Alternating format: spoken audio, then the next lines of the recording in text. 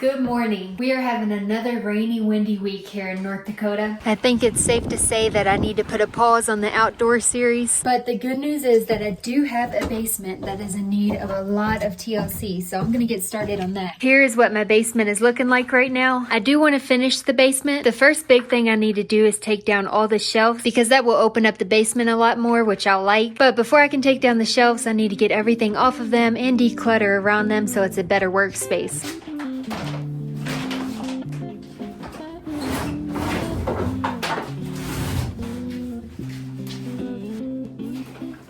I have my SUV seat down here because I put a kitchen in the back of my SUV. So I had to take this seat out of there and now it's just taking up space.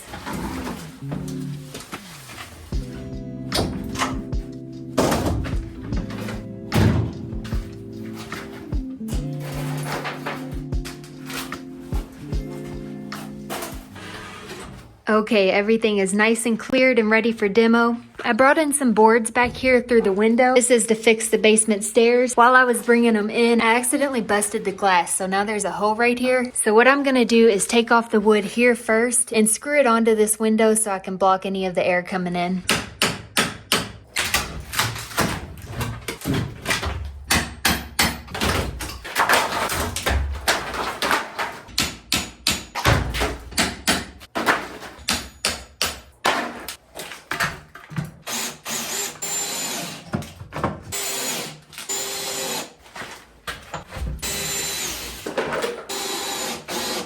This will have to do for now. Being down here in this condition reminds me so much of the very beginning of the main floor.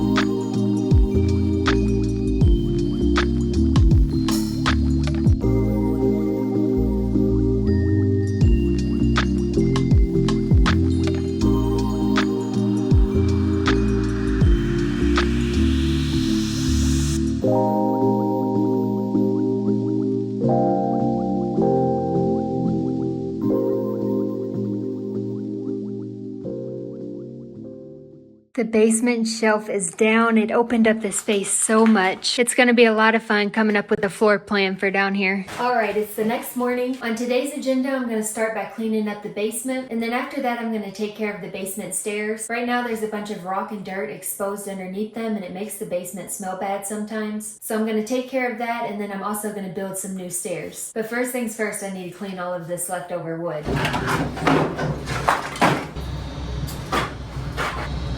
I want to take a moment to talk to you all about spam. Spam can be so overwhelming through emails, phone calls, text messages. The thing about spammers is they can get your information by buying it on this market that none of us know about. On the market, spammers can get information about your name, your age, and where you live, and your phone number, and email address, and what you buy online, and your browsing history. The list goes on and on. This stuff will get collected and sold on massive lists. I'd like to take a moment and thank this week's sponsor, Incogni. Incogni is wonderful to have to get rid of spam. What they will do is go in and they'll demand that your name and information gets taken off of all these lists. All you have to do is sign up for Incogni and give them permission to act on your behalf. Once you do that, they'll go out and they'll find all the lists that you are on and they'll make sure and demand that you get taken off of them. A really cool part of Incogni is that you can go onto your dashboard and you can see the requests that they sent, and it can be hundreds. On that dashboard, you can also see the requests that are in progress and the requests that are completed. So if you're wanting less phone calls, less messages, less emails of spam, I definitely suggest signing up for Incogni. You can use code Weston at the link below and you'll get 60% off an annual plan. Thank you Incogni for sponsoring this video.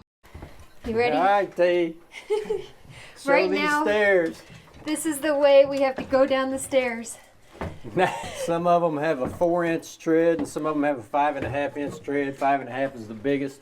Yeah. Tia, how many times have you fallen? 3? Yeah, I've fallen a lot. And just for the record, I want everyone to know that I haven't fallen any. Okay, bragging. It's hard to get a good accurate rise measure because you got the earth behind it. So you got to try to guess here. The first thing we're going to build out are the stringers, which are these things right here that hold the stairs. The run is 8.5 and the rise is 8.25. Yep. Hopefully. We will see. Alright, we just need to connect these and make as straight a saw cut as you can possibly make. I went to go make coffee, left my dad in charge of him cutting the jig, and he forgot to hit record, but we do have the template. Sorry, Tay. It's alright. Alright, we're going to use the template to trace out this, and we need 11 of these for the stairs. 1, 2, 3, 4, 5, 6, 7, 8, 9. 2 more. We got enough room, don't you think? Yep. We have 11 rises that we traced out. You can see right here. Now's the fun part of cutting them.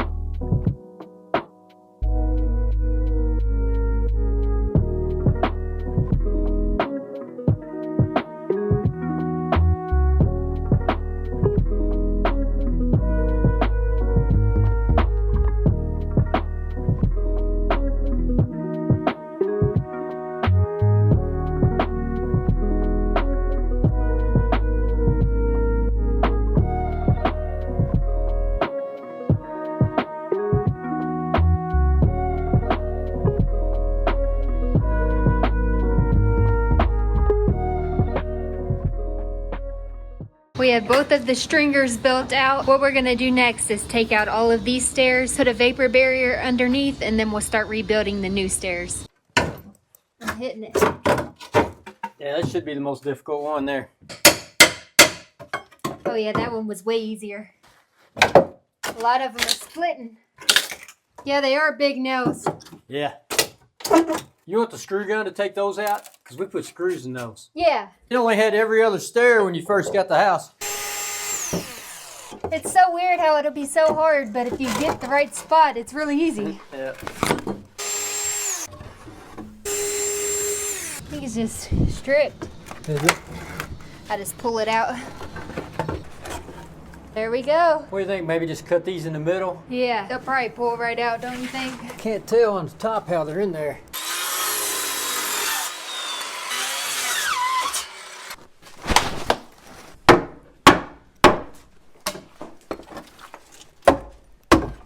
Here's a close-up of what's underneath the stairs. Nothing but dirt and rock. We have so much space to work back here now.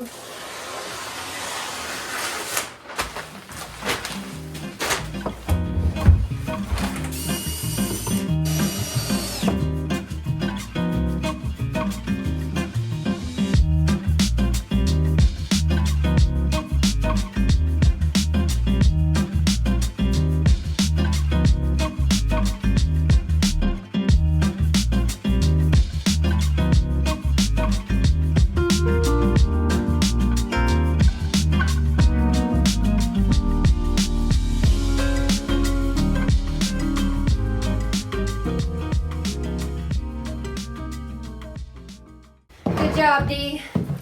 We did it. Yeah, good job. Alright, it's been a few days since the last clip. About 2 weeks ago, I had a foundation contractor come to the basement and look at everything, and he gave me a lot of useful information. So I want to get you guys up to date on what I learned. The first thing we went over was the smell in the basement, and he said that the smell was coming from the exposed rocks and dirt underneath the stairs. So my dad and I did exactly what the foundation contractor said we should do, which is put a vapor barrier and build new stairs that cover up everything. So we did that, and it does smell a lot better down here now. The second thing we went over were all the cracks in the basement, specifically this big one right here. I was really surprised with his reaction to the cracks because it looks really bad. So I thought that he would immediately say, oh no, you need to get this fixed. But what he ended up saying was this is a 100-year-old house. So of course there's going to be cracks in it. And he didn't make it seem like it was too urgent to fix. He made it seem like because it's such an old house, there's going to be cracks like this. He said that this crack is just from the house settling over the 100 years. And he gave me two options. The first option was to spend $9,000 for him to dig outside so he wouldn't have to do any work in the basement. It would just be all work outside of the basement. And he would dig in the dirt, he would put a metal plate on the foundation, and then he would anchor it out so that it wouldn't move anymore. So it wouldn't take care of the crack. It wouldn't shut it off or anything. It would just make sure that it's not coming in anymore throughout the years. So that would be $9,000. The second option was to measure it every year and see if it's actually coming in. So I'm going with the second option for sure, because he did make it seem like it probably isn't even moving, so the anchor would be useless. So what I'm gonna do is leave a little opening right here, so when I'm finishing the basement, I'm gonna build a storage area across and then cover up the furnace this way, and all of this area will be storage, so I'll still have access to measure this crack and see if it's moving. More than likely it's not moving, but if it does move when I measure it in a year and I have the whole basement furnished, it doesn't matter. I'll still be able to get that anchor in because all the work will be done on the outside. The last and final thing we went over was waterproofing. He did seem a little bit worried about water getting into the basement. Since I talked to him 2 weeks ago, this was before all of the rain. So he said we weren't experiencing a lot of rain. We didn't really have as much snow as we usually have in North Dakota, so a lot of snow wasn't melting and coming in. So he was basically saying even if I didn't see any water down here, it's probably because there wasn't a lot of snow that melted and there wasn't a lot of rain. So he suggested that I waterproof the basement, which would cost $19,000. So obviously $19,000 is a lot of money. After I met with him, we ended up having like record-breaking rain. In the span of 48 hours, there was like 7 inches of rain, and then it just kept raining for days and days and days. And there's not an ounce of water in this basement. There is no water at all to be found anywhere. So there's no way I'm spending $19,000 on waterproofing when we just experienced such an abnormal rainfall in North Dakota and I don't see any water anywhere.